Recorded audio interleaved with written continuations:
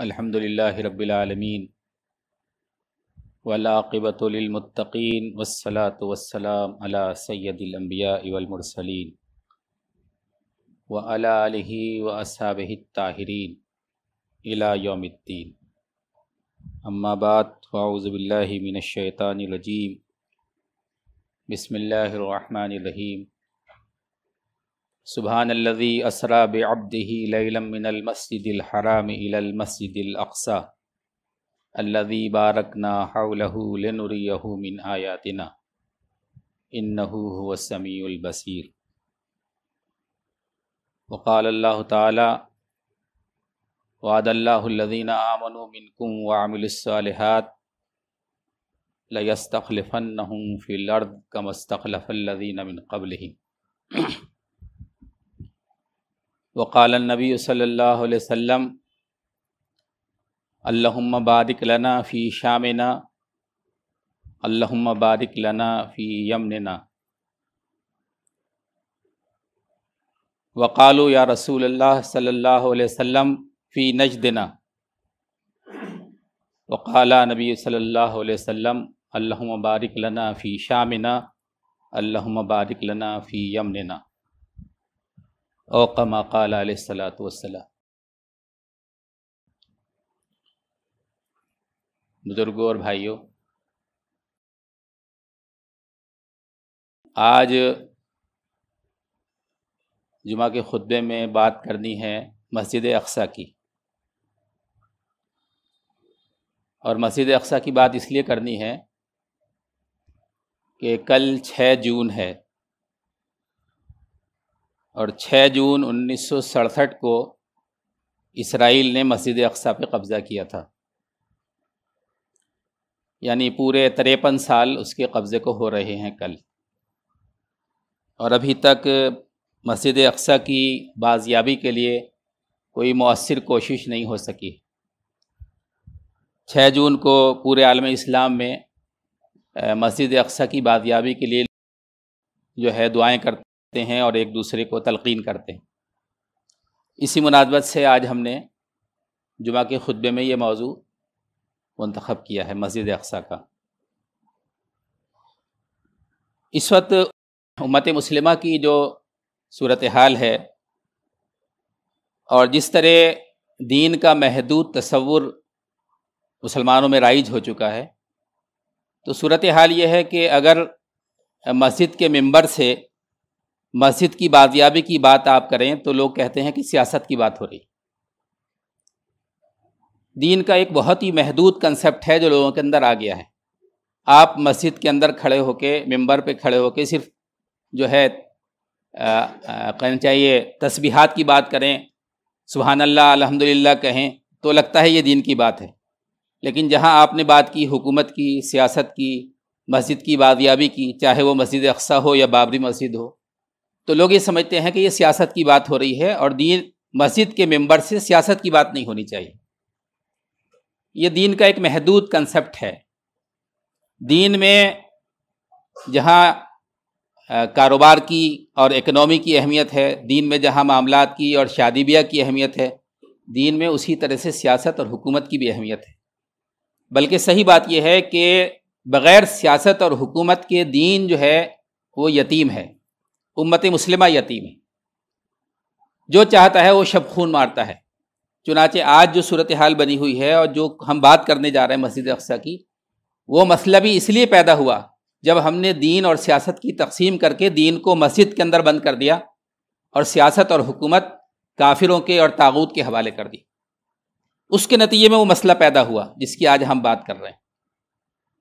اور اگر کسی کو یہی اصرار ہے کہ دین الگ ہے اور سیاست الگ ہے اور سیاست کی بات نہیں کرنی چاہیے، تو میں ان سے یہ کہنا چاہتا ہوں کہ اس وقت جو ہم بات کر رہے ہیں مسجد کی بازیابی کی، مسجد اقصیٰ کی بازیابی کی، یہ خالص دینی مسئلہ ہے۔ اس کا اس گندی سیاست سے کوئی تعلق نہیں جس کی وجہ سے لوگ سیاست سے الرجک ہیں۔ یہ دینی مسئلہ ہے۔ چنانچہ آج میں نے بھی آپ کے سامنے جو آیات پڑھی ہیں اس میں پہلی آیت سورہ بنی اسرائیل کی ہے، پہلی آیت ہے بنی اسرائیل کی، ابھی اس پر بعد میں بات کریں گے۔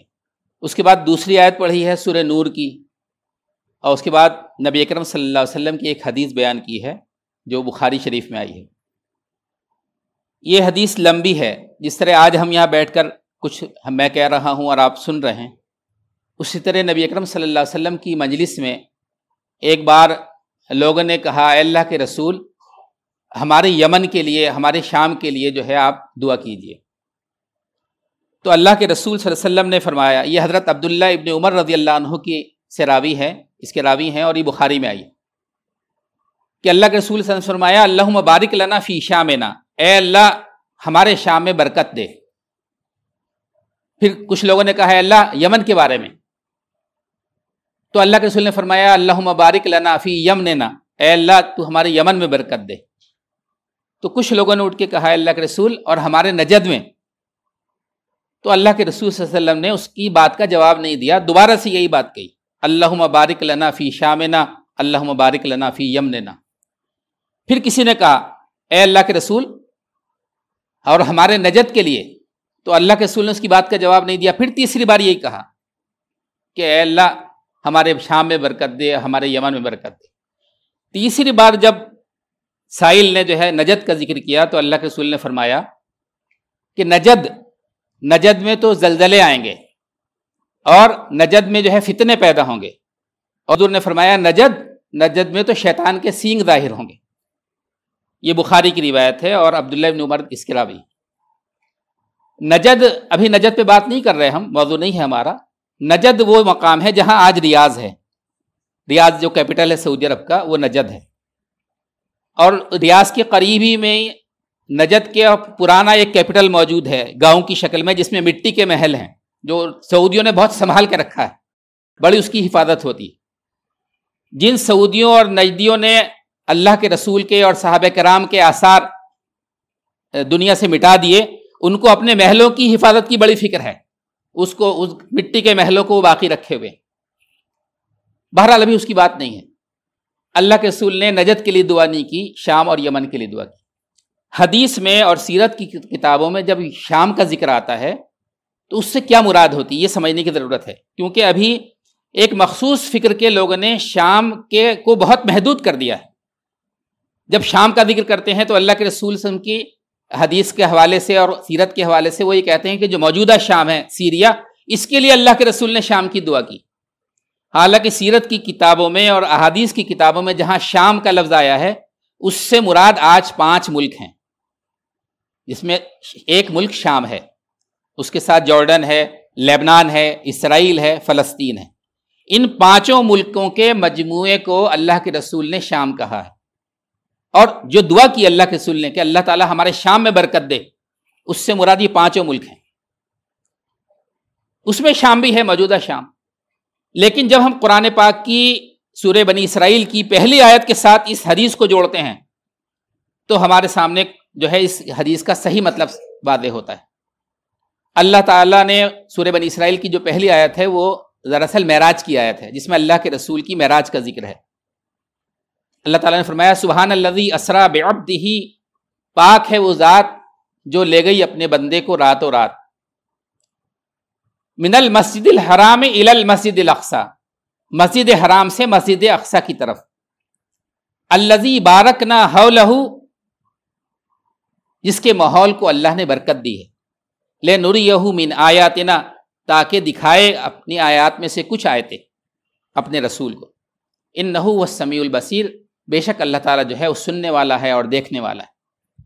اس میں اللہ تعالیٰ نے خاص طور سے شام کا وہ علاقہ جس کو آج ہم فلسطین کہتے ہیں، اور فلسطین میں بھی وہ علاقہ جس کو آج بیت المقدس کہا جاتا ہے، جس کو ایلیا کہا عیسائیوں کے ہاں، بیت المقدس، یروشلم، اس مخصوص شہر کے لیے اللہ تعالیٰ نے فرمایا سبحان الذی اسریٰ بعبدہ لیلا من المسجد الحرام الی المسجد الاقصی الذی بارکنا حولہ لنریہ من آیاتنا، جس کے ماحول کو اللہ نے برکت دی ہے. یعنی برکت کی جو دعا اللہ کے رسول نے مانگی ہے شام میں، قرآن کی آیت یہ بتاتی ہے کہ اس کا سب سے خاص اطلاق جو ہے وہ اس مقام پر ہے جہاں بیت المقدس ہے. اللہ تعالیٰ نے خود کہا کہ ہم نے برکت دی ہے اس کے ماحول کو. اور اگر دیکھیں ہم تاریخی اعتبار سے دیکھیں اور اپنی عقل سے بھی ہم غور کریں تو شام کا جو مرکزی مقام ہے جس کو اللہ نے برکت دی ہے، جس کے ماحول کو اللہ نے برکت دی ہے روحانی اعتبار سے بھی اور مادی اعتبار سے بھی، وہ جگہ ہے جس کو آج ہم بیت المقدس یا مسجد اقصی کہتے ہیں، یروشلم اور ایلیا کہتے ہیں۔ اور اس کی برکت کے نتیجے میں پورے شام کو اللہ نے برکت دی۔ لیکن اگر کوئی فلسطین کو الگ کر کے موجودہ شام کے لیے برکت کو جو ہے مخصوص کرتا ہے تو وہ زیادتی کرتا ہے قرآن کے ساتھ اور حدیث کے ساتھ۔ شام کی مرکزی جگہ جو ہے بیت المقدس ہے، مسجد اقصی ہے، اور اللہ نے اس کو برکت دی ہے، اللہ کے رسول نے اس کی برکت کے لیے دعائیں کی۔ کیوں؟ کیونکہ جو شام میں فلسطین کے مرکزی شہر بیت المقدس میں جو مسجد اقصی ہے، وہ دراصل کہنا چاہیے اللہ کی طرف سے منصب امامت پر فائز امتیں تھیں، وہ ان کا مرکز تھا۔ ایک حدیث میں آتا ہے، نبی اکرم صلی اللہ علیہ وسلم سے ایک شخص نے پوچھا کہ سب سے پہلی مسجد کون سی تعمیر ہوئی دنیا کے اندر؟ تو اللہ کے رسول نے فرمایا مسجد حرام۔ اور مسجد حرام کے بارے میں تو ہم سب جانتے ہیں کہ مسجد حرام حضرت ابراہیم اور اسماعیل نے تعمیر کی تھی۔ لیکن قرآن پر اگر ہم غور کریں تو ہمیں یہ پتہ چلتا ہے کہ حضرت ابراہیم اور اسماعیل کی تعمیر سے بھی پہلے وہاں پہ گویا کہ اللہ کا گھر موجود تھا۔ قرآن ہی بتاتا ہمیں۔ چنانچہ قرآن میں یہ ہے کہ جب حضرت ابراہیم حضرت اسماعیل اور ہاجرہ کو لے کر اس مکہ میں چھوڑنے گئے، اس وقت کا ذکر کیا اللہ تعالیٰ نے قرآن میں، اور یہ کہہ کر ذکر کیا کہ وادی غیر ذی زرع عند بیتک المحرم، کہ میں نے بسایا ہے اپنی اولاد کے ایک حصے کو وادی غیر ذی زرع، غیر آباد وادی میں، چٹیل وادی میں میں نے اپنی اولاد کے ایک حصے کو بسایا، عند بیتک المحرم، جس کے قریب ہی بیت محرم ہے، جس کے قریب ہی اللہ کا محترم گھر ہے، حالانکہ اس وقت گھر نہیں تھا۔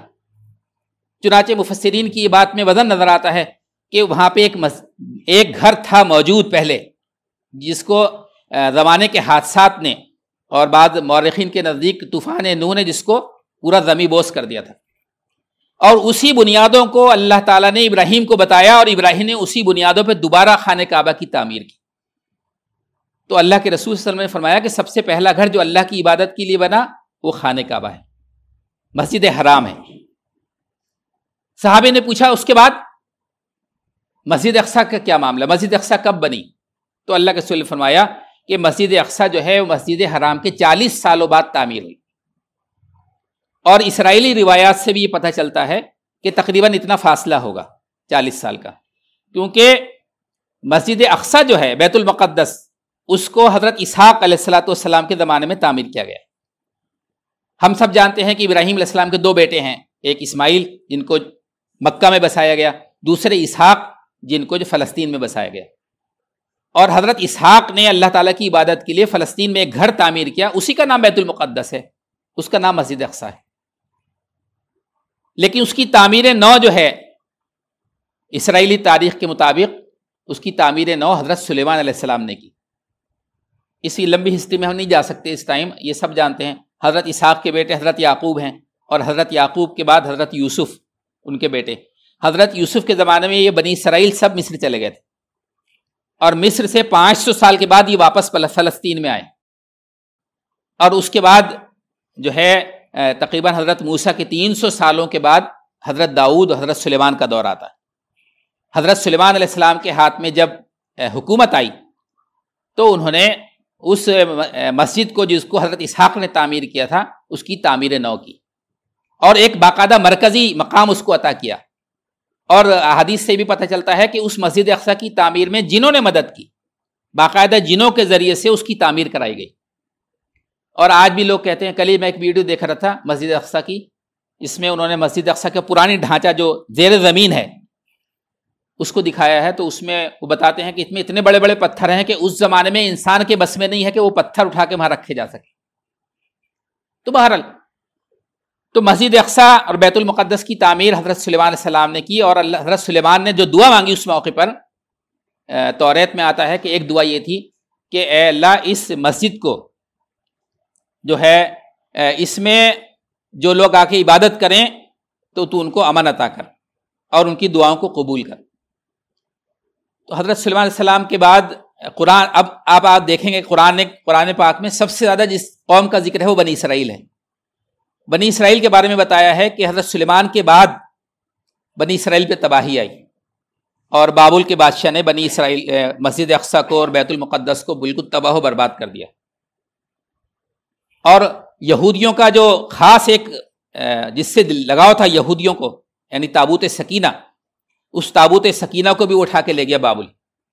لیکن جب بابل میں بیماریاں پھیلنے لگیں تو ان کے مذہبی لوگوں نے بتایا کہ تمہارے یہاں بیماریاں جو پھیل رہی ہیں وہ اس تابوت کی وجہ سے. تو انہوں نے اس تابوت کو جو ہے جنگل میں گویا پھینکوا دیا.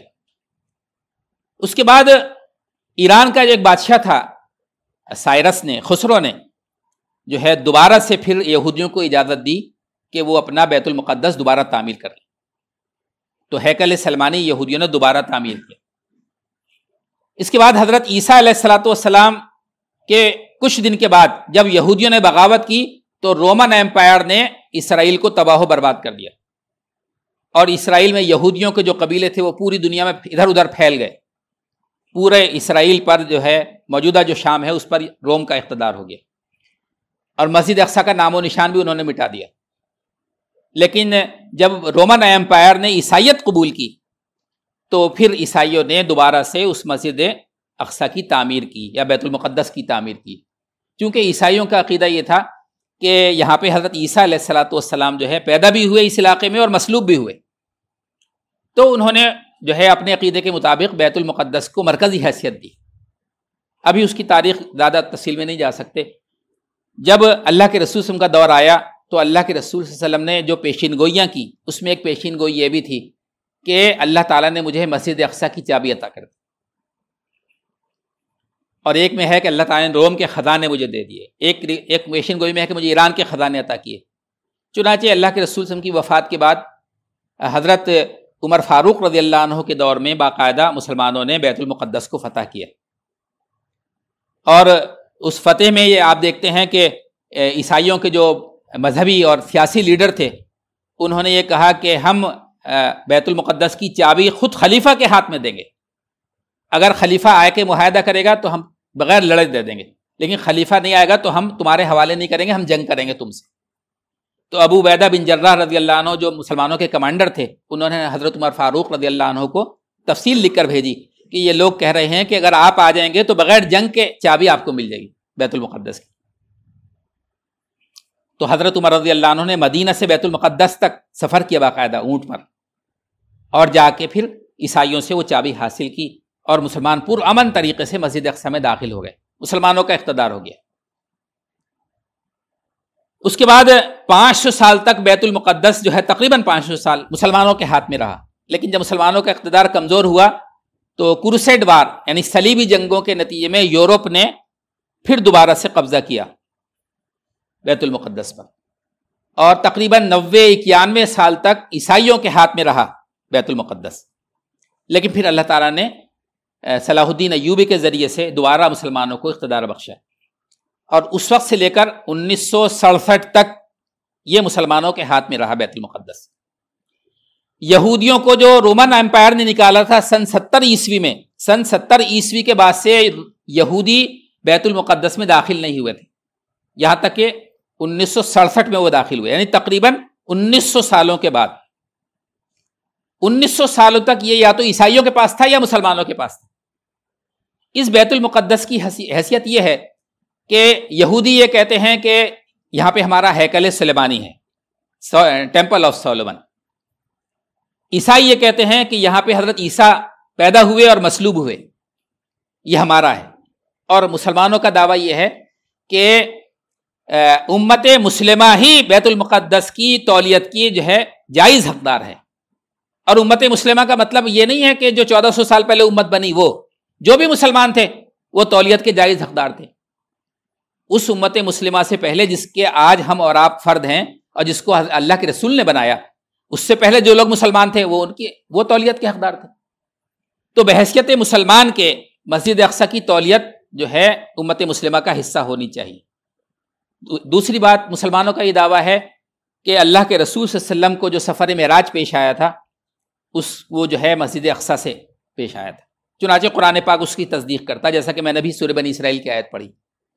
سورہ بنی اسرائیل میں اللہ تعالیٰ نے فرمایا کہ پاک ہے وہ ذات یعنی اللہ اور یہاں پہ اللہ تعالیٰ نے اپنی صفت سبحان کا ذکر کیا، یعنی سبحان کہہ کے اللہ تعالیٰ نے بتایا ہے کہ کتنا بھی خرق عادت کوئی واقعہ ہو، عقلوں میں جو سمائے نہیں، جس کو عقل کے مطابق ہم سمجھ ہی نہیں سکیں، ایسا کوئی بھی واقعہ اللہ کے لیے مشکل نہیں، کیونکہ اللہ سبحان ہے، ہر عیب سے، ہر کمزوری سے، ہر کمی سے پاک ہے۔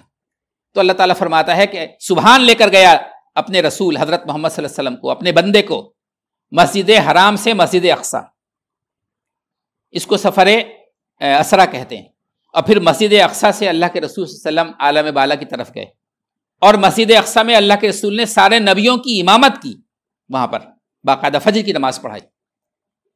تو مسلمانوں کا یہ دعویٰ ہے، اس وقت جو امت مسلمہ ہے اس کا یہ دعویٰ ہے کہ یہ بیت المقدس ہمارا ہے، لیکن اس پہ یہودیوں نے قبضہ کیا ہوا ہے 1967 سے، 53 سال ہو چکے۔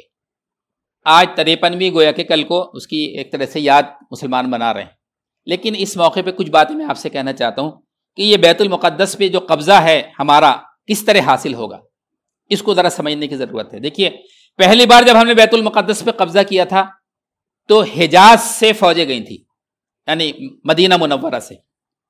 اس زمانے میں خلافت راشدہ کا مرکز مدینہ منورہ تھا، مدینہ منورہ سے فوجیں روانہ ہوئی تھیں اور بیت المقدس پہ قبضہ کیا تھا۔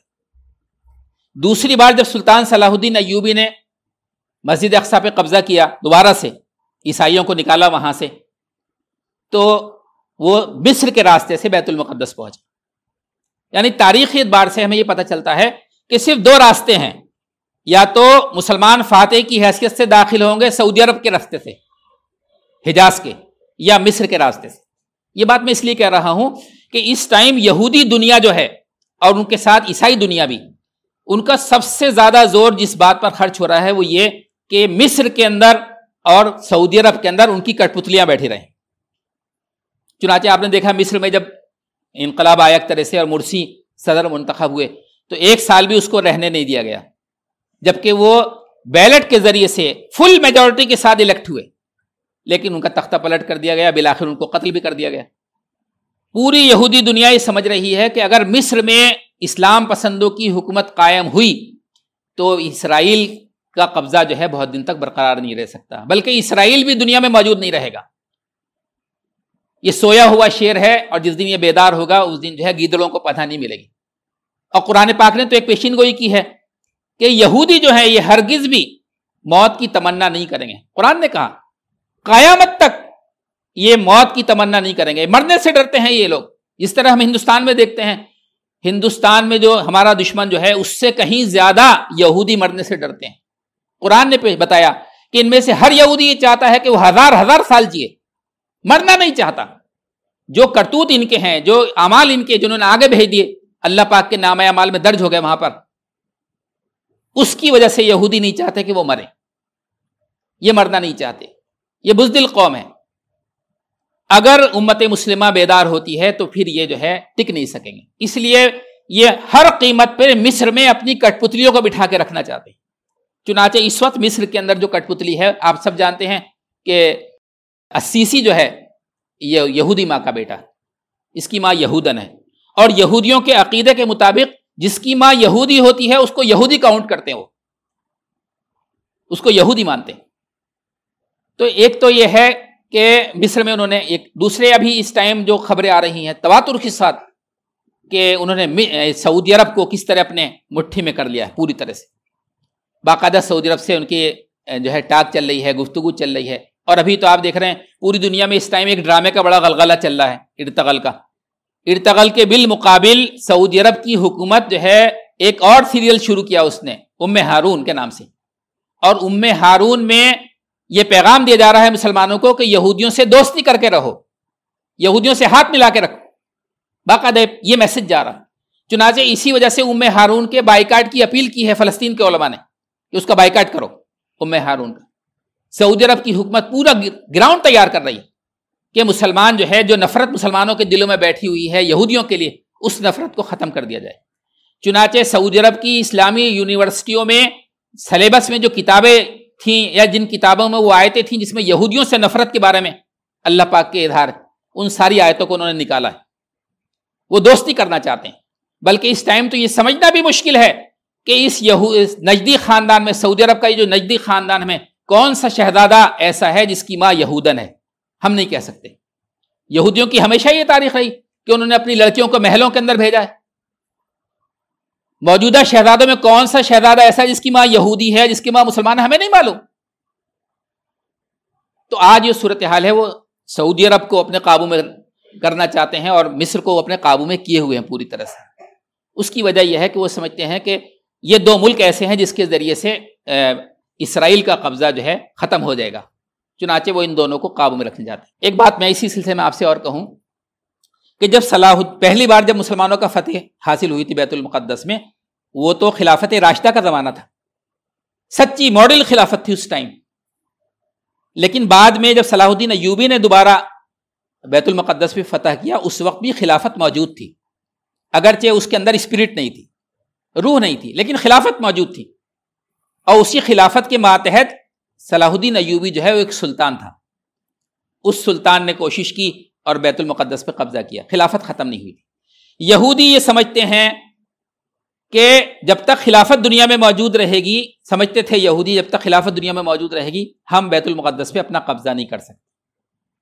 چنانچہ سب سے پہلی کوشش یہودیوں نے یہ کی تھی 1899 سے لے کر 1905 تک، غالباً 4 یا 5 مرتبہ یہودیوں کا ایک بڑا ڈیلیگیشن خلیفہ عبدالحمید ثانی سے ملاقات کی، اور ہر بار انہوں نے یہ ریکویسٹ کی کہ فلسطین میں تھوڑی سی زمین آپ ہمیں دے دیجیے یہودیوں کو، اس کے بدلے میں ہم خلیفہ کا جتنا بھی قرض ہے، اس زمانے میں خلیفہ کی جنگ ہو رہی تھی پوری دنیا سے، خلافت عثمانیہ کی جنگ پوری دنیا سے ہو رہی تھی اس زمانے میں، تو یہودیوں نے یہ پیشکش کی تھی کہ سارا قرضہ ہم ادا کر دیں گے آپ کا، تھوڑی سی زمین آپ ہمیں دے دیجیے۔ لیکن جب 1904 میں آخری بار یہودیوں کا ڈیلیگیشن آیا تو خلیفہ عبدالحمید ثانی نے باقاعدہ حکم دیا کہ اس کو ڈھک کے دے کر باہر کر دو محل سے، اس ڈیلیگیشن، اور اس ڈیلیگیشن سے خلیفہ نے یہ بات کہی کہ بیت المقدس کی یہ زمین اللہ کی طرف سے میرے پاس امانت ہے، اور میں اس کی 1 انچ زمین بھی یہودیوں کو نہیں دے سکتا۔ اسلامی نقطہ نظر سے پورا بیت المقدس شہر جو ہے وہ وقف ہے، اللہ کے لیے وقف ہے، اور وقف چیز جو ہے وہ یہودیوں کو کیا کسی کو بھی نہیں گفٹ کی جا سکتی۔ تو یہودیوں نے یہ سمجھ لیا کہ جب تک خلافت موجود ہے اس وقت تک ہم بیت المقدس پہ قبضہ نہیں کر سکتے۔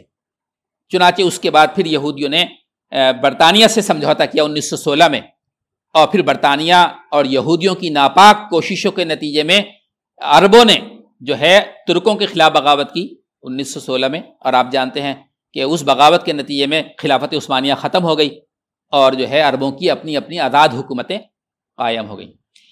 خلافت عثمانیہ کے خلاف جنہوں نے بغاوت کی تھی اس میں ایک خاندان شریف مکہ کا تھا اور دوسرا خاندان سعود کا تھا، جو جن کی آج حکومت ہے سعودی عرب میں۔ دونوں کی مدد جو ہے برطانیہ نے کی باقاعدہ ہتھیاروں کے ذریعے سے۔ آج وہ پوائنٹس بھی باقاعدہ نشاندہی ہو چکی ہے کہ کس جگہ پہ ہتھیار اتارے گئے تھے۔ یہ دونوں طاقتیں جو تھیں، شریف مکہ کا خاندان بھی اور موجودہ سعودی عرب کا خاندان بھی، یہ برطانیہ کے ایجنٹ تھے۔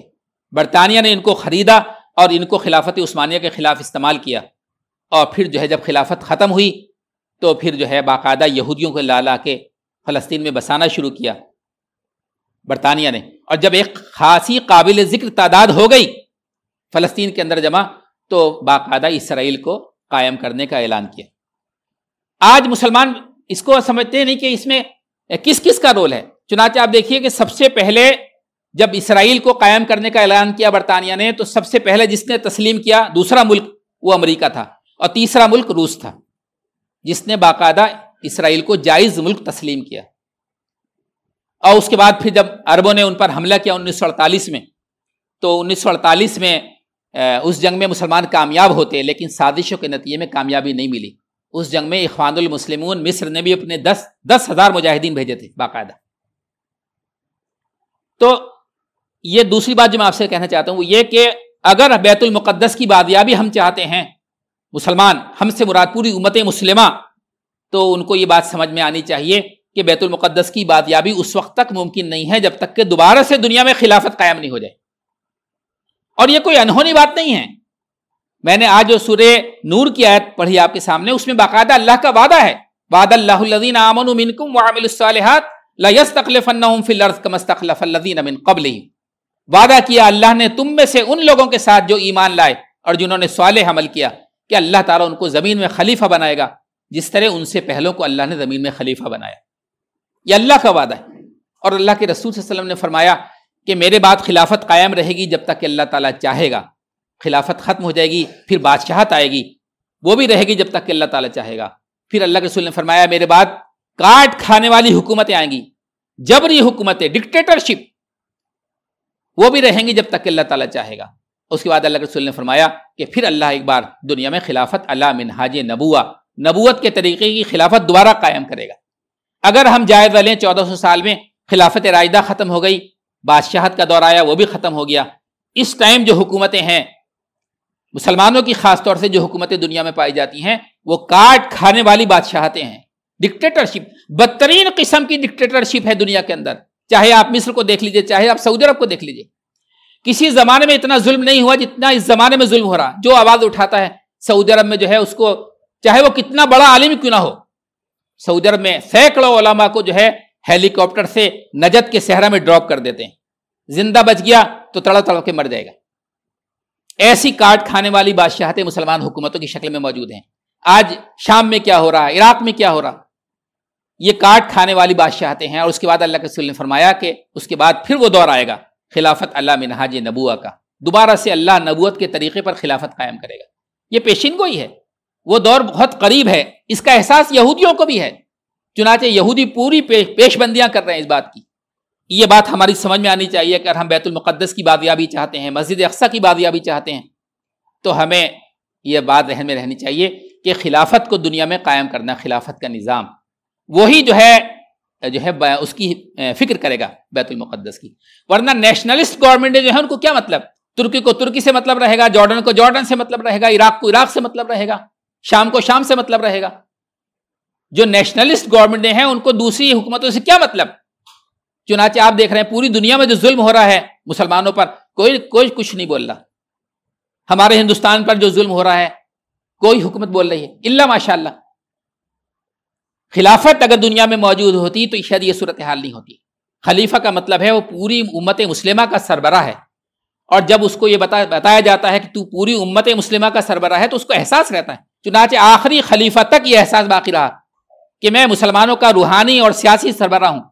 اسی وجہ سے تو خلیفہ عبدالحمید ثانی نے یہ بات کہی کہ میں 1 انچ زمین بھی یہودیوں کی نہیں دے سکتا، کیونکہ بیت المقدس کی زمین میرے پاس اللہ کی امانت۔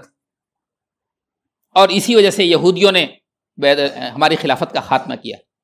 تو آج اگر ہم بازیابی چاہتے ہیں بیت المقدس کی، تو ہمیں، اور خود ہمارے ہندوستانی مسلمانوں کی جو مسائل ہیں، پرابلمس ہیں، اس کو بھی ہم اگر دیکھیں تو ایک ایسی حکومت کی ضرورت ہے جو دینی بنیادوں پر دنیا میں قائم ہو، اور وہ پوری دنیا کے مسلمانوں کے لیے جس کی حیثیت سرپرست کی ہو، اور وہ خلافت کے بغیر ممکن نہیں۔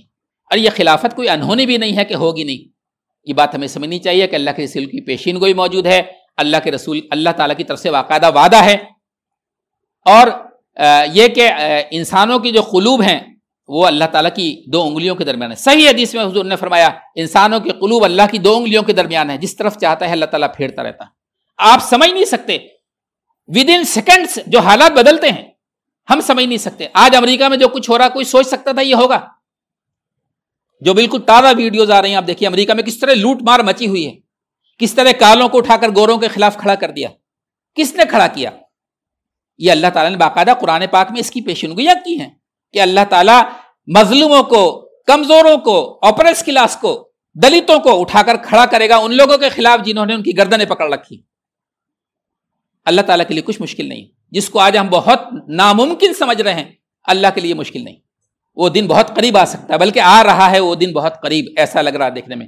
کوئی بہت بڑی تبدیلی پوری دنیا میں آنے والی ہے، اور وہ بڑی تبدیلی ہی دراصل ایک بار پھر دنیا میں خلافت علی منہاج نبوہ کی نوید ثابت ہوگی۔ میں اللہ تعالیٰ سے دعا کرتا ہوں کہ ہمیں جو ہے بیت المقدس کے تعلق سے فکر مند بنائے، اور ہمیں جو ہے ہمارے دلوں کی دھڑکن بنا دے بیت المقدس کو، اور بیت المقدس کی بازیابی کے لیے ہم کوششیں کریں، اور اس کے ساتھ ساتھ دنیا میں خلافت علی منہاج نبوہ کے قیام کی کوشش کریں۔ جو بھی حصہ ہمارے بس میں ہو، ہم اپنے بس میں ہونے والے حصے کو ادا کرنے کی کوشش کریں۔